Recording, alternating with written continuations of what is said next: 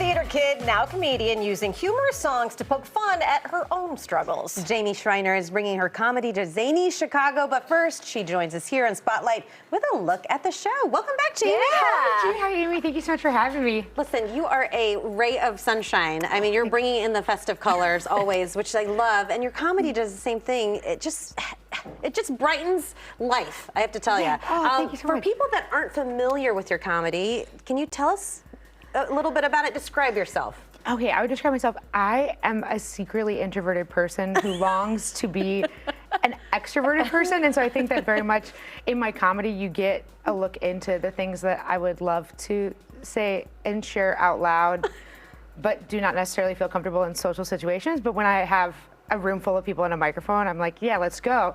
And so I'm talking about pretty frequently, like my dating life, my family back in Indiana, and some of their quirkier traits, and a lot of it is with songs.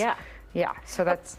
I gotta ask, because this will be your first time at Zanies, correct? Yes. There are some like comedic geniuses, historical comedians that have graced that stage. How does that feel going in? I mean, it's a huge honor and a privilege. Like, really, I get emotional just thinking about it, thinking back to being a comedian, just hitting the mic 7 years ago when I first started, and to be in a position now where I get to headline this historic club in my home city for comedy, where I first started doing comedy, is really, really special. Yeah, I cool. mean, headlining means you've got almost an hour of material. Yes.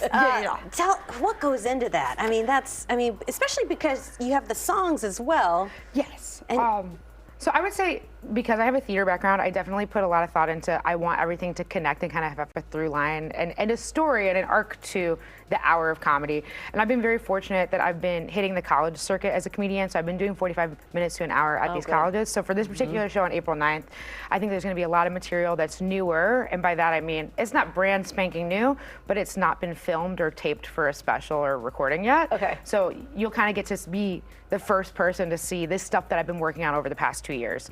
I'm also gonna do some of my hits, because there are people who see me regularly in Chicago and have come to know certain songs, and I know that they're gonna be wanting to hear those songs, so I'm definitely gonna include those in the time as well.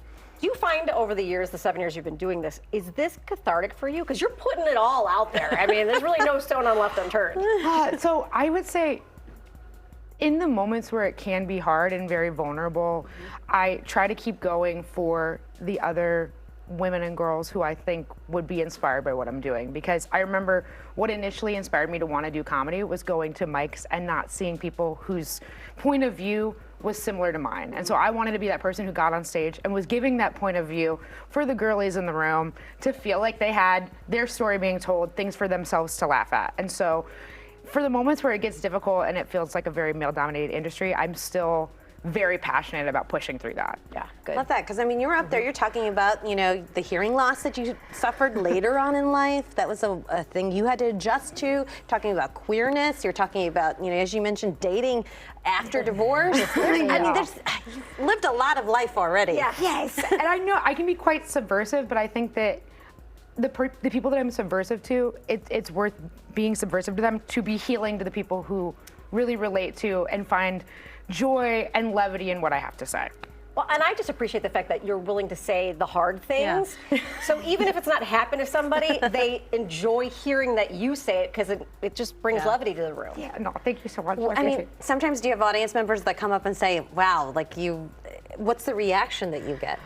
I feel like probably one of my favorite reactions I've ever got is I did a show down in Alabama. This was several years ago when I first started headlining, and I had a mom come up to me and thank me because she said, you know, your comedy makes my daughter feel really seen and understood, and we don't have a lot of women come through and headline, and so it was just really inspiring to see you. And so for me, that was just the probably highlight of feedback I've gotten from an audience member. And a lot of people say, like, oh, you have such a good singing voice, you should sing on Broadway. And I'm like, thank you so much. That was a dream at one point in my life.